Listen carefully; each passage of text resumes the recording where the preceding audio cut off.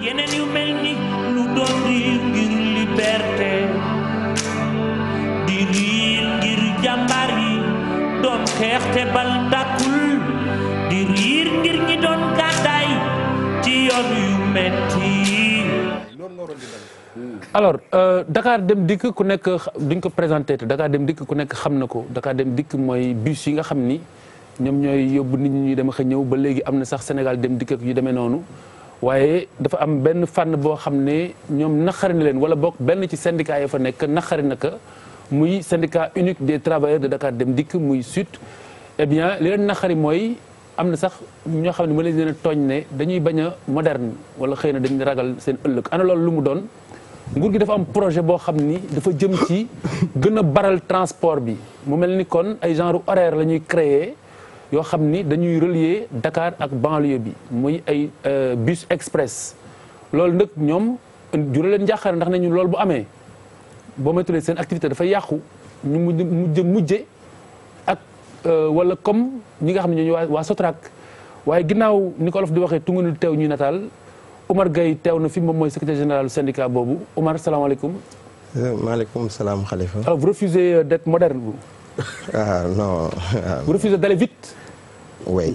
waaw lu tax yow tamit. ah oui transport loolu la laaj. rapidité non vous refusez d'aller vite nga ni ma transport loolu la laaj. waaw oui. xaaral ma outil kii. il fait une image avec express. ah oui da lay tooñ. bon bref allez je vous laisse express parce que express. ma bàyyi la nga exposer ce problème. waaw tout d'abord damay njëkk a jaale waa Sénégal yëpp. di jaale Bruno mi nga xamante ni jugee na fi.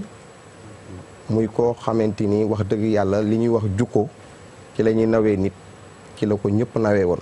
moo tax président bu ñëw ku ne xam ne ni président ay homme de confiance ñoo koy seq mais Bruno ku ñëw ak jukkoom nga koy nawee ba ànd ak moom.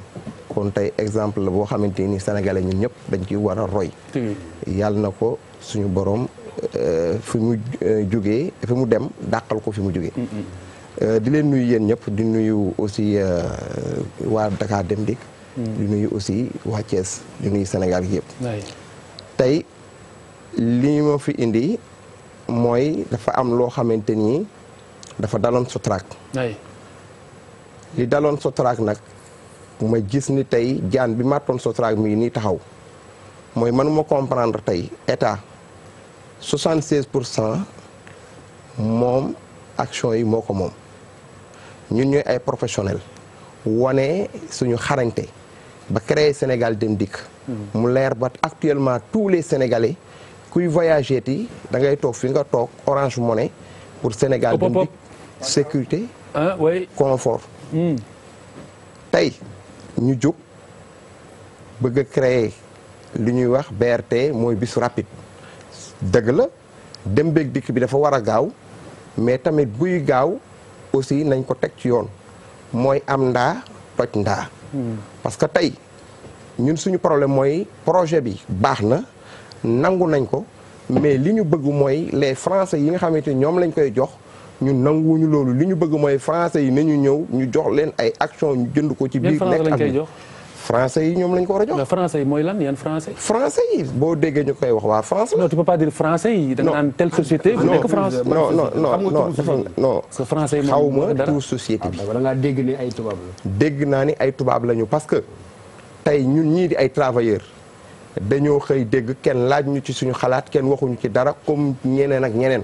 kon ñun comme que ay liggéeykat lañu te syndicat lañ dañuy alerter kon gis nañ ni dañu ñëw yuuxu wut wàllu avant loolu di am parce que Ablaye Wade essayé woon na ko fi ci 235 bis yu bële yi ay jamono Ablaye Wade dafa ñëw bëggoon a créer benn société parallèle jël 235 bis yi bi ma ko yëgee conseil économique et social jamono jooju Ali Aïdar ba ñu demee moo taxaw confirmer affaire bi ne ma jug leen Nafissatou Ngom boobu moo doon ministre mi ngi may dégg dama dem ci moom waxtaan ak moom bi ma waxtaanee ak moom mu dem gis Karim Wade coopération bi boobu Karim Wade moo ko yor ci lañ gis Ablaye Wade mu convoqué ñu avec le directeur général Moussa Diagne jamono jooju ñu koy wax di ko wax Ablaye Wade visionnaire la dégg li ñu wax mu ni dégg naa leen après ci la ni léegi dinaa jël ñooñu ma ko waroon jox mu ñëw ci yéen jamono jooju ay jigéen sax la ko waroon a jox ci la ñu jël 235 bis yooyu mu bàyyi loolu ci suuf jox ñu ko très bien alors def leen même démarche bi ak l'actuel président. waaw même démarche bi l'actuel président mooy li ma la wax ginnaaw tey mbir mi. jàpp naa ni actuellement ñu ngi ci parrainage te gis naa ni am na nu muy demee bu ñu yóoxul dinañ ko dugal ci biir.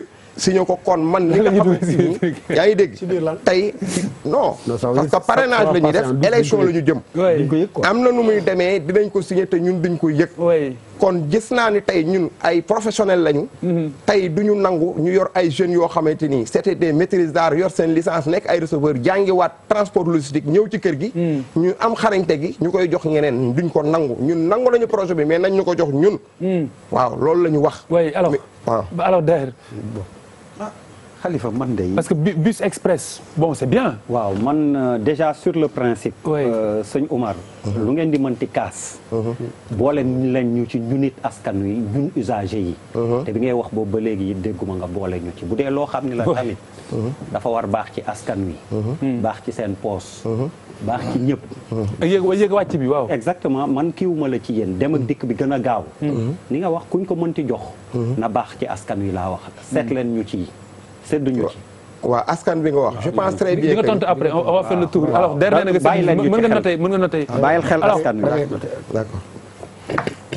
xam nga c'est une préoccupation xam nga li mu wax ni dara formé la si a priori quoi. c'est-à-dire que tu peux me dire il y a telle chose qui existe déjà mais je pense que telle chose va exister loolu dafay xaw a jafe nga sori si dool ko amagul. maintenant man li ma gëm ci. au-delà de Dakar Dem Dikk par rapport aux entreprises sénégalaises man dama yaakaar ne un état da nga war a toujours di bàyyi xel ci li nga xamante ne mooy sa askan. les gens les autochtones ñi juddoo fii ci réew mi. du ay xam nga ay exclusion wala ay nationalisme yu extrême wala dara c'est une cohérence sociétale bu xew aujourd'hui dans le monde plus que jamais qui n'a pas été enseigné mais qui est vécu partout ailleurs de façon rationnelle et raisonnable c'est vrai donc nañu bàyyi xel ci aspect boobu beneen côté boo xamante ne boobu c'est pour l'avenir man dama gëm ne dañu nekk ci monde boo xamante ne dans tous les secteurs Khalifa fii TFM ak Moussa Yam chaque jour la concurrence va s'accroître donc il faut que les gens se mettre dans ces positions et ces dispositions pour anticiper ce qui va se passer am na moo demee noonu concurrence moom chaque jour boo xëyee mu gën a yokk maintenant yaay xarañ xool nu adapté woo transformé wu multiplié wu par 60 pour exister sinon tu vas ils sont pas fair play parce que ñoom bi ñuy créé Dakar bi ñuy créé Sénégal Dem Dikk transporteur classique yi neexu leen woon donc vous n'êtes pas fair play on va y revenir alors ça va fair play un peu bon man de li ma ciy wax xam nga dafa am lu ñu constaté la plupart du temps mieux vaut sax teel a wax nii parce que bëri na ay mbir yoo xam ne dañ koy signé ba pare nit ñi ñëw kaas fekk c'est trop tard man dama nekk ku gëm que ni boo seetloo bëri na ci ay fànn chaque jour ñu wax ko ci plateau bi dafa am loo xam ne wax fa dëgg yàlla dañ nu ko war a bàyyil man du ma c'est-à-dire que tali yi ñuy daw tubaab yee ko moom yaa may dégg moom waxu fi du leer de non Khalifa dafa ne ay tubaab Khalifa non dama ne dama ne quel que soit tubaab wala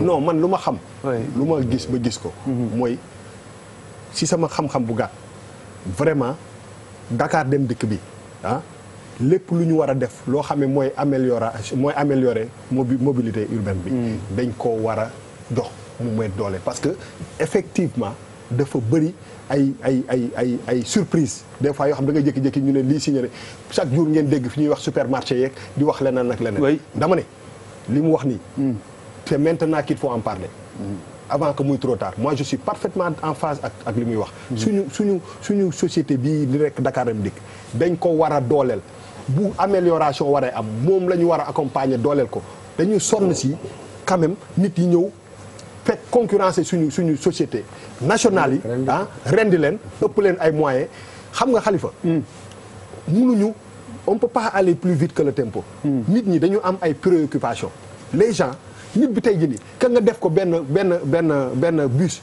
climatisé am ay écran am yëpp te bu eggee këram bu ubbee ndox mi du ñëw wala bu demee non dëgg la bu demee ci boutique ba amul lu mu yor ci poche bi ça ne sert à absolument rien. il faut affaire bi quand même ñu comprendre dara pour man suñu société bi di Dakar Dem Dikk bu ñu suñu transport war a évoluer moom lañ ci war a àndal bañ ko indil concurrence man de moom mooy sama xalaat. donc je suis pour les monopoles. non man non dama ne. je suis parfait xam nga lu tax monopole man ne pour les monopoles. parce que on a tout perdu presque lépp li ñu waroon moom.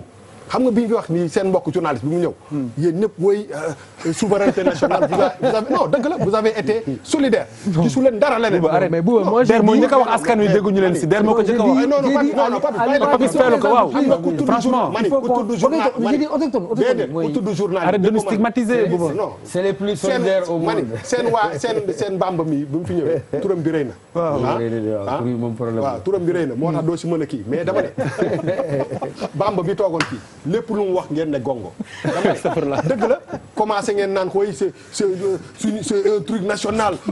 ma leen di ubbil ay brèche naa leen jamono ji xoola dañu nokk ci mondialisation lañu ne dañu nekk ci jamono joo xam ne même si APS wala keneen bu comme dem na danga ko ci yokk. dañu war a wut ay voies ak ay moyens. pour dem uti ji ay solution au problème bañ a toog rek mais mondialisation lañ nekk mais pour ce qui est du transport parce que li may wax les dimanches waxuma pour ñu jël la jox ko ay tubaab. Bouba nous on est écolo. Les dimanches on garde le véhicule et on prend le bus. Attention. waaw dama ne boo ko seetloo c'est le même débat bi ñu amoon léegi nii un peu. c'est le même débat bi ñu amoon ci TER bi. xam nga TER bi mooy le train express régional. kenn du ci craché c'est la modernité. mais pendant ce temps am nga un réseau ferroviaire national. boo xam ne il est agonisant nga war koo dekkal defal ko waaw bu dee. donc defaral ñaar yi boo ko jëlee ci question bi sa gaan gi wax. c'est une question très pertinente ni ko bu waxee bu ñu ko fooyee. parce que comme il l'a dit li ram ci ñag bi la jëm. bu fekkee da nga am benn société boo xam ne mu ngi tudd Dakar Dem Dikk mu nekk fi yow nga indi beneen kuréel boo xam ne moom xëy na jumtukaay ya mu yor bus yi conditions ya muy nekk moom mooy gën a confortable xëy na la ñuy laaj ci koom parce que attan nañ ko financièrement mooy gën a néew mooy coût de transport bi waa ji di fay mais la conséquence c'est quoi mooy kii day dee est-ce que ça c'est le rôle de l'État après avoir créé du travail après avoir fait renaître une société sur les cendres de la défunte Sotrac est-ce que xel dafay mën a nangu nga indi beneen société bu bees boo xam ne dina ko concurrencer boo rey ko les travailleurs ils vont aller en chômage vraiment loolu kenn mënu xel bu ko nangu et également dimension bi mu la wax nañ ko nangu man du ma utiliser terme tubaab parce que àdduna bi moom nègre la tubaab la nangam c'est des faux problèmes mais li bu wax fa laay yee dugg mooy préférence nationale parce que dafay am loo xam ne nag da nga koy téye nga ne lii man maa ko moom su ma ci téye ba pare nag am loo xam ne dama koy jox wàllu àdduna bi ubbi ko parce que kenn mënatul tëju daal di ne samay mbir man maa koy gérer som ba mu jeex il faut nga utiliser la technologie le savoir-faire bi nga xam ne au plan mondial moom mooy daw waaye dafa am loo xam ne da nga koy téyel sa bopp Dakar Dem Dikk bañ koy créer ne l'oubliez pas c'est sur les centres de la Sotrac ay pères de famille ay enfants seen àdduna tasaaro parce que c'est une société boo xam ne dañ koo rey c'est un processus de liquidation de la Sotrac bu Dakar Dem Dikk ñëwee tey mais nga bëgg a indi beneen société bu koy concurrencer où est la rationalisation en plus de ça le secteur privé national mais dafa war a dund xam nga yaa ngi koy junj léegi man bi ma gisee Sénégal Dem Dikk mais dama tiqué parce que j'ai dit est-ce que c'est le rôle de l'État est-ce que du bàyyi ni ñu koy waxee le privé national quand même mu mën a jël ay bus continuer di yóbbu à Tamba di yóbbu à Kolda di yóbbu à Ziguinchor di yóbbu foo dem aujourd'hui c'est Sénégal Dem Dikk on est en train de leur ôter le pain de la bouche nga indi ay bus indi ay moyens yoo xam ne privé bi nga xam ne mu ngi doon ay emploi tu es en train de les tuer au lieu nga restructurer leen dañu góorgóorlu parce que ay prof ay bus yu weng waaw yooyu dañ góorgóorlu aussi loolu xam nga solution bi buñ góorgóorluwul solution bi newul man damay ñëw la ñu waroon def man ma def ko après ma rey la est-ce que loolu mooy solution bi loolu taxawu leen comme ni Ablaye Wade defoon ak AFTU par exemple dañ leen di taxaw organiser leen encore que AFTU ba tey ça traîne quoi mën a dem waaye beneen aspect bi baal ma mu terminer ci beneen aspect bi c'est important également espèce u xeeru Ablaye Dere du ay xeer c'est très important yéen aussi dañ leen di ñaax ngeen gën a góorgóorlu sur la qualité du service public parce que il est important ñu ne oui état bi war nañu jàppale waruñu indi une concurrence déloyale boo xam ne à terme daf ñuy rey waaye également la qualité ci bus yi la ñuy dugg ñun ñëpp man bokk ci lay dugg qualité bi des na mu nekk ca qualité accueil ba mu nekk da ngeen di traiter nit ñi ca biir ñu koy entassé wu nekk fa dans des conditions yoo xam ne ce n'est pas du ressort des décideurs politiques mais de la gestion au quotidien des agents même de votre alors Charles waaw Khalifa xam nga il faut analyser d'abord la situation de notre économique Khalifa boo xoolee suñu PIB 11 000 milliards PIB bi nga dindi les étrangers. En parenthèse, ça nous a manqué. Hein, oui. Ça nous a manqué pendant 2 semaines. boo ko jëlee. waaw dama leen namoon sax. Après il faut que ñu ne le modèle émirati c'est pas mal non plus. waaw c'est un modèle très intéressant. non il risque ci enquête de ko waaw enquête il est devenu très mais en parenthèse félicitations pour enquête d'écho hein. Non comment c'est waaw merci mais bon c'est Bouba c'est on a vu la bande-annonce la pub. Le prochain c'est d'ailleurs avec Bouba. Bravo félicitations. Oui c'est la bande là qui m'ont mis devant mais n'importe qui d'autre aurait pu faire ça. Non ah bah non. Le chapeau dans l'axe de la caméra. Non arrête Charles. Oui ça par contre Jérôme mon grand frère Jérôme Diouf m'a dit ça fallait pas faire et il a raison. Donc mea culpa Jérôme excuse-moi tu as raison. Ici on bouleverse les standards. Mais c'est ça mais bon. Il faut bouleverser les standards Charles. Moi j'allais te dire que c'est un on ne réinvente pas la roue mais on bouleverse les standards. Là il faut l'humilité. C'était super vivant. C'est de la réactivité c'est de l'art. D'accord na gars yi. ñu nuyu grand Jérôme Diouf. Voilà. Donc oui c'est un clin d'œil à Jérôme Diouf parce que Jérôme a eu raison sur moi sur la télévision. La preuve aujourd'hui j'en fais 20 ans avant il me disait d'en faire. Donc il a eu raison. Mais je veux dire boo xoolee tey suñu économie PIB 11 000 milliards tu enlèves les étrangers. Oui. On revient à notre production nationale brute. Nga ñëw à ta production nationale brute combien tu pèses. Donc que pèse ton secteur privé. Gannaaw loolu ñu ne le PSE sur un financement qui doit se faire sur 15 ans 20 ans en tout cas sur ces 10 dernières années où il y a les 10 ans yoo xamante ne passé na ak luy ñëw sur 15 ans nous sommes à 9 000 milliards. Ok je te donne 9 000 milliards nga ñëw sa dëkk mais qu'est-ce que tu vas faire kan moo fay tabax. ma ne la dinaa la jox mais am naa société dinaa la jox mais am naa train dinaa la jox et ainsi de suite donc xaalis ga war a dellu. Fokk ñu liggéey. dëgg la kay. Faut qu'on accepte de nous sacrifier. Moins de grève, plus de travail pour les générations à venir. C'est quoi notre secteur privé tey dañu am bor si biti ba mu bëri que suñu secteur privé boo bëggoon def benn plan Marshall day metti parce que dëkk tubaab bi comment ils ont avancé mais dañu financer leur secteur privé. Ils ont beau venir te dire oui tu fais pas ça agriculture tu te rappelles seen affaire yi agriculture fermée fii def la lii et tout ça. Mais dañuy jàppale seen quand les États-Unis quand il y a eu la crise financière en 2000 d'abord la crise alimentaire la crise financière 2000 économique et tout. Mais qu'est-ce que Obama a fait? Mais il a financé les banques. La planche à pain, la planche à billets, autant pour moi, américaine, a fonctionné. Et c'est ce qui a mené les entreprises. Voilà, et c'est ce qui a mené aussi bien les Chinois, les BRICS, les pays-là, à dire on ne peut pas supporter cette monnaie de singe. Donc c'est quoi notre problème tey? Il va falloir benn sursaut boo xamante ne faaw ñu toog ñu waxante. Je ne pense pas qu'un gouvernement, waxuma la État, mais qu'un gouvernement puisse avoir un secteur privé national bu am kattan. nga am ay projet te doo leen associé. loolu boo ko defee mooy que mais dafa ne tey loolu tax ma ne il nous faut inventer un modèle économique boo xamante ne xaalis am na fi si xaalis am na fi en dëkk bi. Oui fu mu nekk. Non mais la preuve ça veut dire que quand on a des rendez-vous ponctuels et qu'on parle de centaines de milliards ou des milliards qui bougent par rapport à des rendez-vous ponctuels fan lañu jógee. dëgg la kay c'est-à-dire que il nous faut benn appel boo xamante ne il faut ñu toog wax si pour que ñi di liggéey nekk ay actionnaires. tey boo ñëwoon si ñoom ne leen bon très bien nous allons vous donner ça nous faisons une session. Nous faisons une session bon à un franc symbolique d'accord mais écoute. Quand on fait à un franc symbolique ça veut dire que la société ne supporte plus les coûts. mais am na laa bëgg a xam dans quelle mesure est-ce que travailleurs u Dakar Dem Dikk yi lañ engagé wu sa ginnaaw. Parce qu'il y a eu beaucoup de contestations. Non mais je veux dire, il y a eu beaucoup de contestations. Oui, mais attends, j'étais sur un truc qui va l'orienter. Non, monsieur l'économiste, on vous a assez écouté quoi. Waaw, man je comprends pourquoi. Non, des gars comme ça là, on est d'accord moo tax may la ci xam mais boobu tu as raison. non tu as raison d'accord daal Charles Faye on a rien compris Charles sa waay jàmm la de non parce que on est donc gën a boo tey xam nga boobu dafa jógee mbàkk dër benn photo mais gars yi ñoo soxor boobu photo teg jàkkaarloo ñëw xam nga di incarné Khalifa woon ma affaire bi ma ne ko mais Khalifa maa ko si jiitu. dëgg la kay. yónni xoolal buuba ba tey amul commentaire depuis bu may ñëw nii la may romb mel ko buuba ci El Hadj bon moi je vais rarement. il est El Hadj musulman El Hadj chrétien. mais jàmm na la de. non musulman.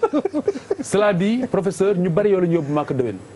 Inch'Allah. Parce que j'ai demandé pas de la philosophie à la Mecque. À qui le tour après Bouba ils ont dit professeur pour la plupart et Charles à Rome. ah mais non li nga. ah non man vous êtes. déet Papis am na lu ci am na bees ñu ne Papis. am na lu ci bees de. am na ñu ne non professeur par ordre am na lu ci bees de. doit des mais Birima dañu ma Birima du dem parce que Birima dafay wenam di werante day dem ba sa kaaba ga di werante. non mais am na lu ci bees professeur mooy mag la professeur dem ba pare. damay dellu déwén de inch'Allah. ah yàlla na yàlla mottali. ah waaw yàlla nañu ànd amiin yàlla na yàlla mottali. amiin bon Birima Ndiaye ñu ngi laa nuyu gars yi neen daal màkk nañ bàyyi ba si kanam soxlaa yebal. xanaa mu ngi Genève. ah Birima mu ngaa noos de xaw ma nag mu ngaa noos waaw. alors donc pour revenir à l'affaire donc Gaye ñu bari bi ñu dégg ne yaa ngay ñëw surtout am na yenn receveurs yoo xamante ne dañu ma oo téléphone ne ma mais non ñun on n'est pas d'accord avec lui parce que lui il est pas légitime. parce que fu ngeen gisee syndicat boo xamante ne nii 0 délégué du personnel la am il faut qu'il nous explique alors expliquez-leur. waaw je pense très bien que ni tey li ma fi indi dafay loo xamante ni c'est pour tous les Sénégalais wax ngeen seen xalaat. yaakaar naa ni maa ngi sama 3e mandat. mais la température là-bas. température du benn syndicat rek moo fa nekk. non je vais vous dire. tey bu fekkee ni da nga bi la bokkoon wala. non bu fekkee ni dama lay expliquer mu leer dama ni. fii may wax ak yow. waay ku ne xam na ni Dakar Dem Dikk grève lañ ko xamee woon. bi nga xamante ni tey le président de la République Macky Sall indi nañu 475 bis. compensation yu doon am problème ñu koy jox. ci laa jug taxaw nag xam ne ni dañu war a futtiku liggéey. parce que grève aussi da nga koy teg fi wér. defe naa 4 ans yi nii. déggu leen Dakar Dem Dikk grève man maa taxaw ne la récréation est finie. kon tey légitimité defe naa ku koy am ci un syndicat le secrétaire général di dem congrès am central ñu ñëw assister ko travailleurs yëpp fal la. kon yaakaar naa loolu ñuy wax xaw ma ko. léegi nag am na. mooy ay syndicat ñoo fa nekk. ñetti syndicat la man Djibi Gueye Ndiaye Goudiaby ñoo fa nekkoon. ñu war a dem élection délégué ñu xëy Dakar Dem Dikk amul benn problème. climat bu apaisé climat social ñu xëy. non on est bien d'accord mais projet bii nga contesté laa wax. dama ni ñan ñoo si ànd ak yow. waaw non dama lay expliquer rek li nga ni zéro délégué bi laa lay wax man jàpp naa ni tey. bu ñu waree dem élection délégué waaw bu ñu waree dem élection délégué. tey un syndicat judd amagul ñaari weer. te ñu ni syndicat bu juddee dafa war a am récépissé parce que association la. d'accord ba pare la direction générale ñëw taxaw ma dem inspection ñu ni ñoom seen yoon newul ci loolu direction ñëw bëgg imposer loolu. man dama bañ boycotté attaqué leen yóbbu leen tribunal. te fi mu ne nii dinañ ñu attaqué loolu. kon leer na alors balaa ma ñëw si boobu beneen question mooy am na waaye def na nga leeral ko si 44 heures yi. waa non xam nga tey yaa ngi yóbbu débat bi foo xamante ni tey loolu c'est dépassé au temps de Ablaye Wade Salvi du man maay ñëwaat fi di fi toog li xew xam nga mooy lan. nañ bëgg nga éclairer leen. non loolu xam nga éclairer mooy lan si tu dis 44 heures ku ne xam nañu ñun société feu à continu la 7h20 la ñuy def ñu ngi mel ni ñun comme hôpital ak ay kii ak yooyu. kon tey bu fekkee ni am na loo xamante ni dañ koo teg ci taabal ji. syndicat di ko revendiquer man du man. maa ko doon revendiquer Goudiaby moo ko doon revendiquer mais bi mu koy revendiquer man pour mu jug dem ci xeex bi syndicat ay texte la ay droit la su ma gisee ni 7h20 ñu ngi koy def ñu ngi ñuy fay suñu suñu heure supplémentaire la direction générale ci boppam génnee note de service ne amaluma leen dara Goudiaby ne day grève man ko dama bëgg tey grève bi aussi nga wax ma fan lañ ko teg ñu mën a àndandoo grève sinon dinañ xëy grève boo xam teguñ ci yoon ñu licencier ay travailleurs te dans ce cas là ay problème day am kon dama lay xaw a wax rek ne la tey Dakar Dem Dikk dafa am lu fa nekk li fa nekk la moom mooy bëri na luy dem di dox te xamuñu ko tey man syndicat bi may def faire du syndicalisme autrement balaa nga naan ne fa mooy comme lii intérêt personnel moo leen gënal ñu ci ëpp man gëwuma loolu. très bien alors Bouba. man daal dama am ñaari question yu ma. loolu ak xam nga yóbbante àq la. waaw moo tax ma tontu la monsieur Gaye man dama am ñaari question yoo xam ne daf may xaw a kii parce que xam nga ku xool Dakar dem dikk jamono yi passé xam ne am na patron. directeur. boo xam ne ñëpp xam nañ ko. qui communique beaucoup d'ailleurs. ñaari affaire dafa am mooy un projet comme ça. est-ce que lan la ci directeur xalaat. parce que xamul tax ma koy wax. parce que gis nañ directeur Dakar Dem Dikk il est très actif si politique. te am na benn virgule sax boo xam ne man yéen syndicats yi des fois ba ñuy peinture suñu bus yi di ko def couleur marron beige bi. vraiment doon naa bëgg trop ngeen génn. xam nga yéen tam des fois kenn du xam. ngeen génn ne ah lii de vraiment bu nu sañoon mu demee na le pour xool askan wi mooy li DER doon wax. c'est important dañ leen di dégg rek moment boo leen amee problème. loolu c'est important mais man dafa am contradiction parce que ku xam directeur de Dakar Dem Dikk xam que ni li muy revendiquer ci résultats yi et tout ça. c'est quoi sa position par rapport ak problème bi est-ce que dafa ànd ak yéen non Khalifa non dama koy laaj dama ko ne direction bi directeur dafa ànd ak ñoom wala àndul ak yéen ci combat bi wala daf leen di supporter man loolu c'est très important te c'est gay nag ñu ngi xaar waaw xam nga li ma mën a wax rek moom mooy tey ñun ay syndicat lañu ñu am conseil d'administration. waaye non gay non da may déglu ma wax la dama ni conseil d'administration ba ñun sax duñ fa toog le directeur général tey mooy directeur général s'il y a un problème lu demee nii war nañu woo les partenaires sociaux ñu taaj ñu ne problème bi ñu weccante ci xel loolu amul non xam nga man ban problème la man léegi nag non gay xam nga ñun aussi dañuy toog fii di suivre dañ fiy wax Dakar Dem Dikk plusieurs fois bi nga waxee sànq man ne vision bi c'est bien man personnellement dama am benn problème problème bi mooy que bu ñu ma joxee lu mel ni Dakar na Dem Dikk muy def ay résultats selon li ñu gis ñu koy damoo di ko teg ci kanam ba ñu indi beneen entreprise bu ko nar a concurrencer est-ce que dañ leen ngemb ci ginnaaw wala déedéet mais mënuñu ne yow mënoo ñëw fi toog nga ni directeur bi woowuñu waxuñu ci ak moom c'est ça dafay indi benn problème xam nga keroog RFM defe naa interrogé nañ ko ci loolu moom kan lañu interrogé le directeur général di ko ci laaj mais moom man li ma jàpp directeur général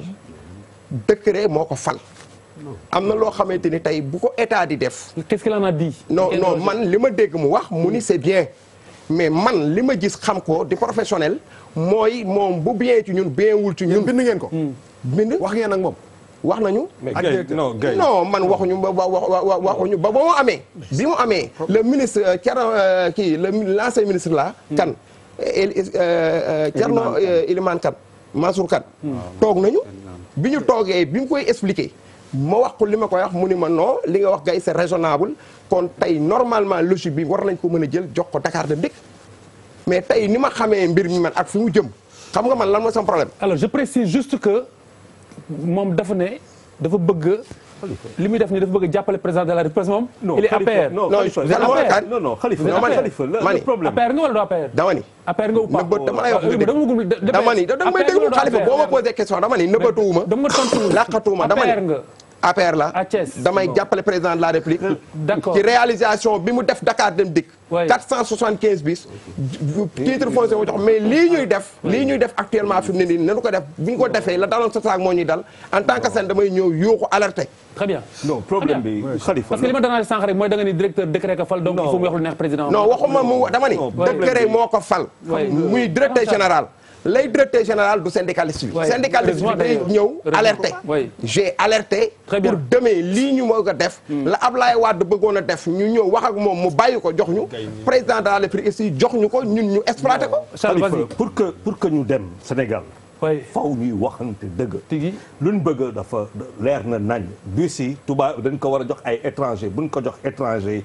ñu jox leen ko ñoom ñu gérer ko loolu lañ bëgg très bien dafa yomb loolu rek la loolu la nous sommes des professionnels nous sommes des exploitants mais je n'ai pas fini loolu laa doon wax sànq ngeen coupé ma ça veut dire ñu jox leen bus bi très bien PIB on comprend pas non mais attendez c'est pour cela que c'est compliqué vous voulez les bus très bien waaw mais maintenant waaw professeur yow da nga koy xam nga yow da nga koy faram fàcce après nga def xaw ma économie si xam nga économie tu as l'économie des mots et de la pensée tu fais ça tous les jours da ngay toog waaw maa ngi dem de yaa ngi dem kay kon xam nga boo ñëwee nga jox leen bus mais bus yi da nga leen di ko jox gratuitement.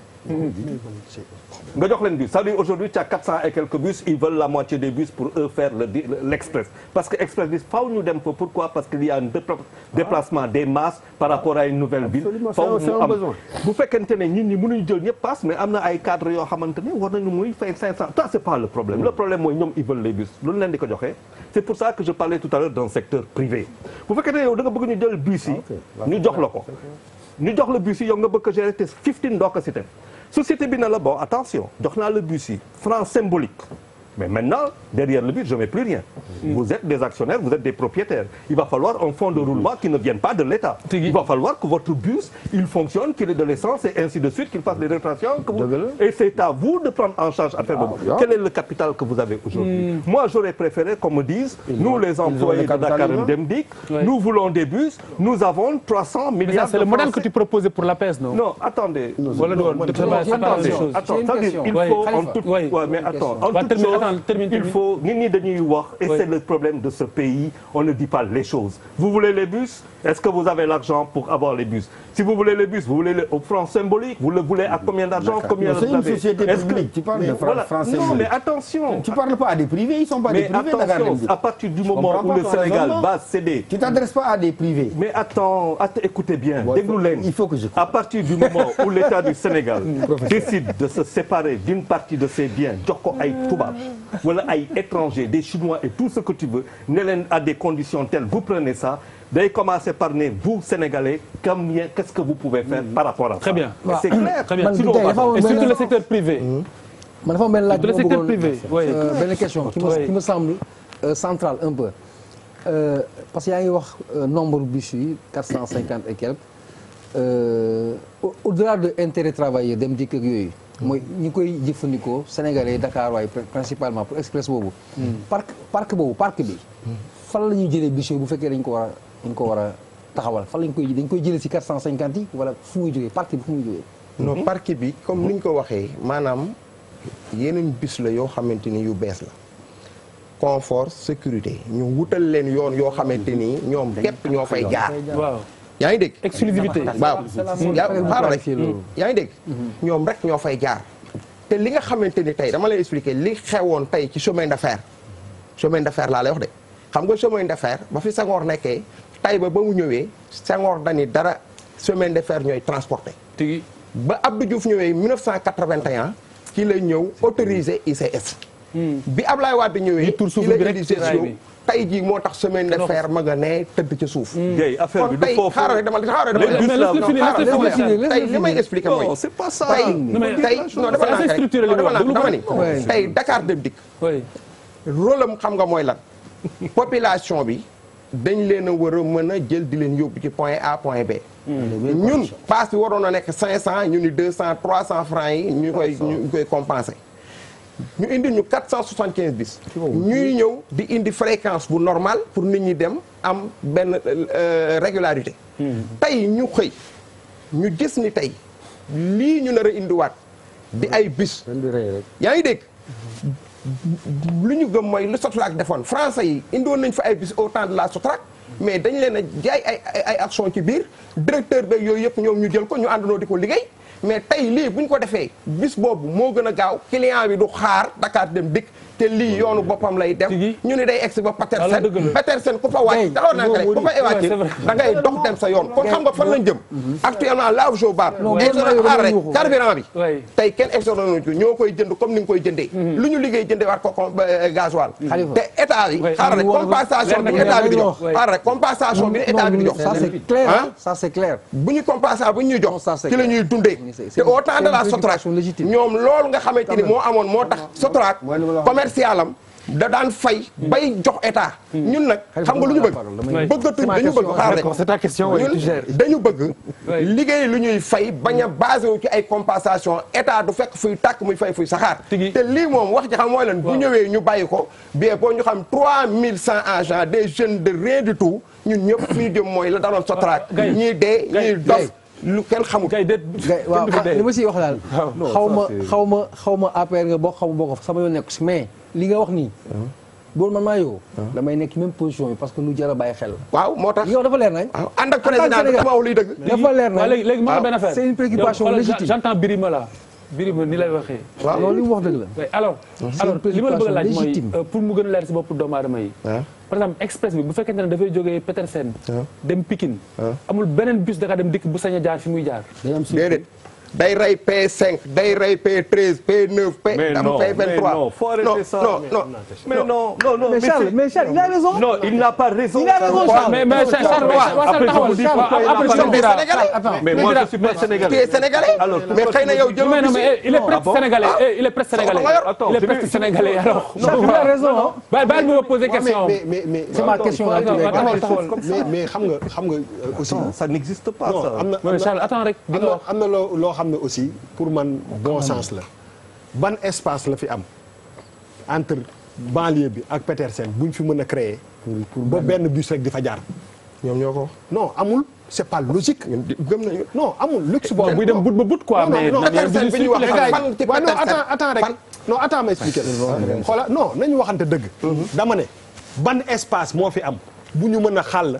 bon c'est pas possible. y a même pas de voie de bus. voilà loolu benn affaire la. beneen affaire la mooy que dañu nekk ci dëkk boo xam ne. problème bu mag bi ñu am. gis ngeen que ñiy dawal oto ñiy jël transport en commun bouchon yi nu réew mi mel. c'est-à-dire que bu ñuy def dara dañuy seet aussi ndax mën nañ ko. attan nañ ko yoon yi am na fi. Dakar gii ni mu mel ay 400 bus de plus xaju fi te luxe boobu ñu xalal la yoon ba Petersen mais. c'est du gros n'importe quoi gars. non c'est pas possible. Il faut faire attention. Khalifa dëkk bi quand même il y a des gens qui réfléchissent ce sont des Sénégalais qui réfléchissent. waaw on n'est pas plus doué qu'eux, on n'est pas plus intelligent qu'eux, nous devons respect. Moi par exemple je vais à l'aéroport Diass. am naa véhicule. mais damay dem ba fële wàcc jël bus bi fay 6 000 francs aller-retour et je fais 100 kilomètres je suis tranquille d'accord. nga ne ma tey par exemple je suis affecté TFM m'affecte à Diass parce qu'on met une antenne là-bas il va y avoir 400 000 personnes qui vont y habiter. Très bien, je préfère habiter Dakar. Est-ce que je vais prendre le P15 ou je vais prendre une ligne ici qui va prendre comment dire le mutu de l'autoroute à péage. Ici où Charles. Liberté. Mais présentement tout est desservi. Non, écoute. Tout est en voyage.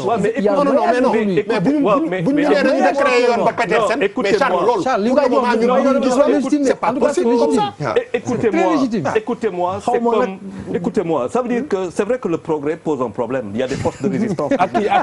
Voilà, mais ça veut dire que déggoo fi loo xamante ñi ils ont réfléchi. Très bien, il y a un terre. Il nous a manqué.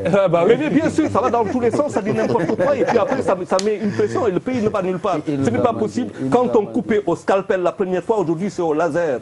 Qu'est-ce qu'on n'a pas dit par rapport au laser pour nous opérer? Ça n'a rien à voir. Ça n'a absolument rien à voir. C'est vrai que vous savez. Vous m'avez manqué. Charles yow yaa ngi ci ay nuages. Je te jure hein. Vous m'avez manqué. Mais c'est des là ces gars-là. Pour ne pas allez dans le car rapide. mais prof daal benn problème gis nuage nii nii. Khalifa man xam nga ban problème Khalifa. Charles il est complètement out. man benn problème la am. oui bande. mooy dans toute cette histoire là. booy liggéey fenn. kan mooy dem aéroport avec le bus. waa taxawal booy liggéey fenn. mu am ay njiit. am benn management. man dans le discours de Gaye dafa am lu ma ci faal mooy que est-ce que ñoom balaa ngay ñëw TFM. saa waay sa bureau directeur nekk nii. nga nekk syndicaliste. mais yow demuloo ci ñu ne la nga demoo ci directeur bi wax ak moom. nga taal sot non defal nanka rek Gaye. xam nga ban question lay posé. pour man syndicaliste yi. yiy dugg ci politique yëpp. dafa difficile parce que doo leen teg affaire yi fi mu war a nekk. mais pourquoi pourquoi yéen demu leen ci direction bi déjà génn wax ak ñoom. nga ñëw TFM. non mani. avant may ñëw TFM defe naa bañ ko commencé di wax yàgg na. dem naa fi Walfadjri. non pas Walfadjri. non dama lay da nga may déglu booba. waaw toog naa le directeur général toog. parce que mënuñu nekk ay syndicalistes. loo xamante ni dañ ko nar a créer te ñun ñu ciy xalaat ëllëg mën nañoo gaañ. balaa ngaa wax da ngay dem ci directeur général bi. moom laay laaj ba ma demee ci directeur général bi. li ma lay wax ni yàgg na ñu toog waxtaan ci affaire boobu. yàgg na kañ la. non war na mat ay attends. mais non kañ la non Khalifa laaj ko. tu l'agaces là bàyyi ko mu àggali. ma ne xam nga luy si nga non dama bëgg mu leer. ngay terminer li ngay tontu nii. xam nga par rapport ak directeur bi ngeen gisee. xam nga tey dinaa la wax tey. lan ngeen waxante. tey le directeur général kañ la kañ waxante. le directeur général directeur la. tey man am na information yoo xamante ni ci Dakar Dem Dikk. man tey en tant que syndicaliste. mën naa gëstu feneen. mais gars qu'est-ce que vous vous êtes dit. waaw non li ñu expliqué wax ko xam nga mooy lan. bari ki dem rek Moussa Diop wax na ci rajo bi ñëpp dem. li mu wax xam nga mooy lan. c'est bien parce que day tax mu am fluidité boo xamante ni rapidité lay doon. mais man ak moom mënuñoo bokk position. parce que man avenir u tey travailleurs yi. avenir u kër gi laay xool. très bien merci beaucoup alors. alors Gaye léegi yow léegi ñoo nga jàkkaarloo bi. très bien. ñëpp dégg nañ la. après loolu du stop. lu ngeen def après lu ngeen def après li ñu bëgg. non lu ngeen def après bu ngeen jógee fii lu ngeen def. non li ñuy def moom mooy dama ñëw. maanaam pour yóoxu. lii nga xamante ni war naa am. ñu alerté ñu jox ñu ko ñun. parce que ay professionnels yéen wala privé yéen wala privé bi. beneen bi non ñun Dakar Dem Dikk parce que beneen bi. comme li DER wax. mu ni war nañu bàyyi askan bi. gis nga fi mu ne ñun suñu liggéey. on se réveille à 4 heures du matin. oui bah comme beaucoup. waaw d'accord ba tey.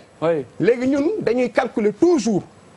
sénégalais yi heure bi ñuy xëy. ñu jël leen ci fréquence yi nu mu gën a gaawee. kon jàpp naa ni tey buñ ñu ko joxee ñun dañuy gën a am assurance mais dañoo tiit parce que transport la. transport nag kiy dem bi gën a gaaw gën a confort ëpp sécurité. très bien bokk la keneen yoon. bokk la ñuy jël très bien merci beaucoup. merci beaucoup en parlant de transport balaa may jeexal hier ou avant-hier. Il y a un Sénégalais qui m'a appelé il était choqué pourquoi il est choqué dafa choqué li tax mu choqué mooy dafa dem di renouveler permis ñu ne ko il faut nga indi sa groupe sanguin mu choqué ma ne ko bah non ma ne ko mais c'est très bien parce que bu ñu laajee groupe sanguin pour sa permis boo tolloo si urgence amul tëli dañuy dem xool li nga soxla ñu jox la ko mari détaillé donc voilà bah oui il a pas compris mais j'espère qu'il va avoir les lecteurs parenthèse la woon Charles bàyyi laser Charles Faye bàyyi la waxi laser groupe sanguin ñaari yëf la waxuma la loolu mën nañ kaa bind ci carte bi waa taxawal rek Charles mais am permis biométrique te amoo lecteur amul sens waxuma la waxi lecteur Charles Faye biométrique mën nañ kaa bind sa carte d'identité kenn du ko non il est citoyen de Dubaï. waa léegi ta carte d'identité biométrique yow mi naan sénégalais on n'est pas au niveau de Dubaï donc sénégalais ku ñu si laaj sa groupe sanguin ku ko amagul demal nga uti ko parce que boo waree renouveler sa permis daañu la ko laaj te je pense que c'est plutôt bien alors ñu ñëw si gis-gis bi. mi ngi doon gaara ni bi jolol yu teddi ci melax yi xawee laax yeneen yu mel ni lu doon riir ngir liberté di riir ngir jàmbaar. alors premier gis-gis bi Ismaïla Madior Fall professeur Ismaïla Madior Fall ministre de garde des Sceaux ministre de la justice mu ne de façon générale multinationales yi la leen considéré comme ay entreprises yu am doole seen digganteeg nguur gi et dans certains cas si yenn yi maanaam elles ne respectent pas toujours les droits humains duñu jox cër doomu aadama ci bërëbu liggéeyukaay yi parce que souvent dañuy am doole trop par rapport ak seen digganteeg nguur yi ba maanaam dañu def lu leen neex fii nii lim nañ fi ay multinationales yoo xam ni booy yi dañuy liggéey ci soufre bi te duñu def ay masques. mais ñu koy dàq leen. xam nga à part. comme c'est le garde des Sceaux qui le dit tant mieux. man à part terroristes yi ci àdduna bi. multinationales ñoo jaaxal àdduna bi. le terroriste yi bu ñu passé multinationales ñoo jaaxal ñëpp. dans tous les secteurs. ce qui est rassurant c'est que c'est le ministre qui le dit. non c'est une vérité absolue. donc au-delà même de ces histoires de droits humains même waaw professeur d'accord waaw je suis d'accord avec lui boobu. d'accord alors waaw mais loolu c'est pertinent. mais état yi bu mu leen dindil seen rôle de résistance et de protection de l'intérêt national. ak multinational lu ñu am doole. waaw man daal ci réew yoo xam ne gaz commencé na feeñ or am na fi pétrole am na fi li ëpp solo moom mooy que ñii bu ñu fi ñëwee. ñu fexe ba bu ñu lor nit ñi ak ña fa dëkk pas ña fay liggéey. bu ñu lorati. bu ñu yokk di lor. donc je pense que lii nii. li may ci dëkk tubaab yi doole mooy que nit yi dañu xam seen ay droit te fii ñu bëri ñoo xam ni ngi leen di exploité xamul ni sax gars yi ñi ngi violé seen ay droit. c'est que yenn saa yi nag loo bañ sa morom nangu loolu yàq réew mi paas na alors. waaw li may wax rek da ngay jël ICS rek dañ koy implanté. waaw foofu. waaw au lieu ñu xool tey nit ñi. waaw boo ràngee dee ba nëgër nii alors. gis-gis bi mu ci am jafe na nit dindi ko. alors comment ñu ñëw si bis topp Alioune Fall. Alioune Fall conseiller du président de la République Alioune Fall mu ne ñi nga xamante ne ñoom ñooy joxoñ baaraamu tuuma tey Macky Sall président de la République ci ne ñoom seen wàllu bopp jot nañoo dugal ñu bari ci kaso bi Sénégalais yu bari jot nañu leen dugal ci kaso bi yóbbu leen dik yóbbu leen rëbës te nag tey ñu ngi kaa ŋàññ.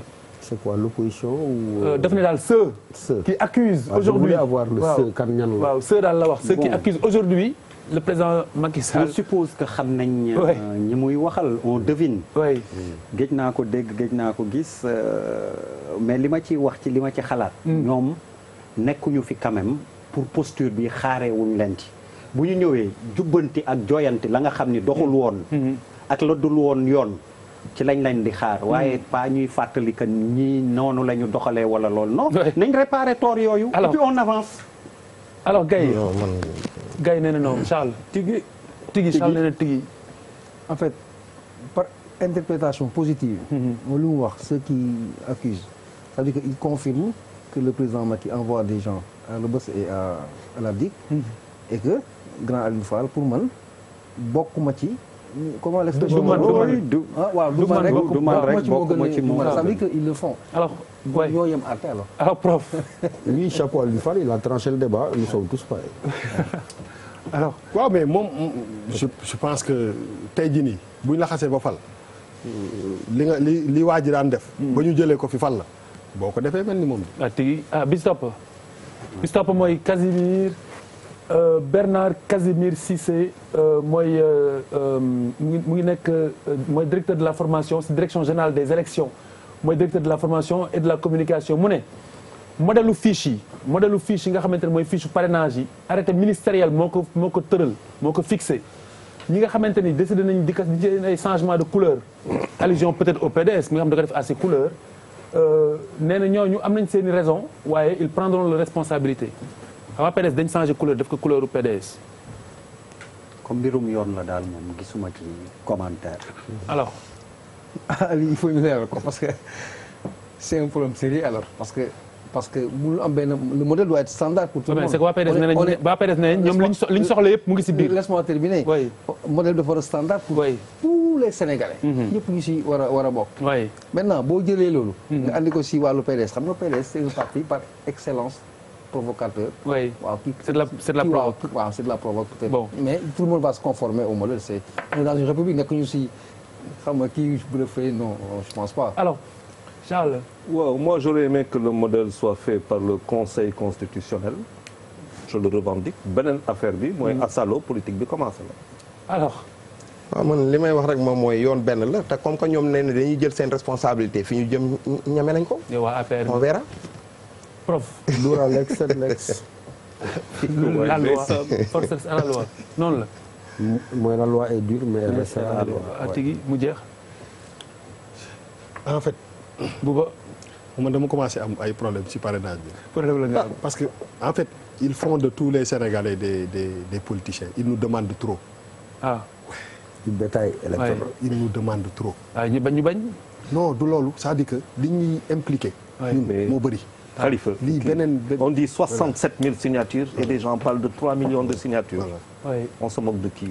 En tout cas, ils font de nous des il y a un ministre de la justice. Il y a trop de il y a un ministère de l'intérieur. Mais il y a un conseil. Non, ce n'est pas une question de démonstration de force. Ça veut dire que tu ne peux pas voter des lois à l'Assemblée nationale parce que tu représentes la majorité et nous être les premiers à ne pas respecter. Très bien. Alors, quoi faut arrêter le cinéma. Alors, ñu ñëw bis topp pour terminer, sans doute. Alors, bis topp.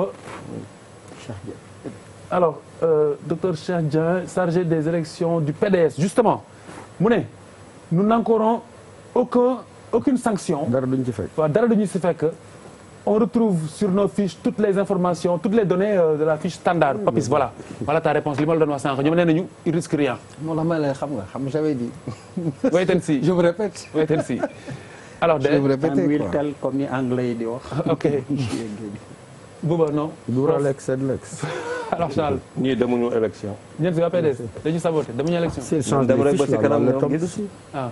lu leer On n'a laa pas la le wax. droit, on n'a pas le droit de se faire ses propres fiches. waaw man li ma Bah oui. man daal li may wax rek xam nga mooy ba tey ñoom jël nañu seen i responsabilité dañ koy assumer. léegi nag on verra ba xam. bu dee yoon am na ci dëkk bi.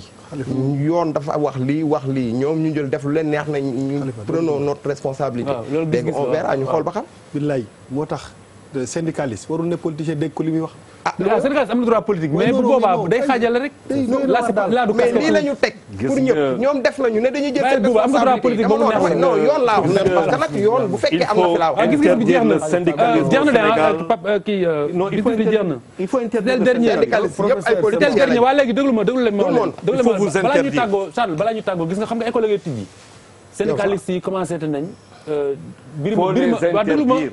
birima dafi sore Interdire quoi. birima dafi sore yi donc professeur tey kenn du leen attaqué mais dafa am lu bees loo xamante ni bëgg naa mu def école am na concept yu bees yoo xam ne ñun créé nañ ko mais ñeneen aussi créé nañ ko mooy ñoom docteur Fallou Samb mooy les anciens du CM Canada de Pikine dañ créé benn groupe boo xam ni anciens yëpp la comme ñun les anciens de Khassim Mbacké de Guinguinéo et on crée le concept un ancien un bouquin Ah, ça c'est bien. wala ku nekk indi ñaar téeméer ñu tabaxaat école bi daal di defaraat toilette xam nga loolu bu ko ñëpp defee waa déglu ma rek Charles Faye damaa wax loolu bu ko ñëpp defee nguur gi lenn rek moo koy desee xam nga mooy lan mooy ut ay enseignant toppatoo leen fay leen li mu leen war a fay ñu dem jàngale ji ñun waa déglu ma rek Charles ma àggali xam nga tey ji par exemple tey da ngay gis quartier boo xamante ne nii Ablaye Der am na ñaari jàkk yi benn du si fees te yàlla dafa ne xam nga balaa nga may jaamu benn Jibril alayhi salaam bi mu ñëwee daf ni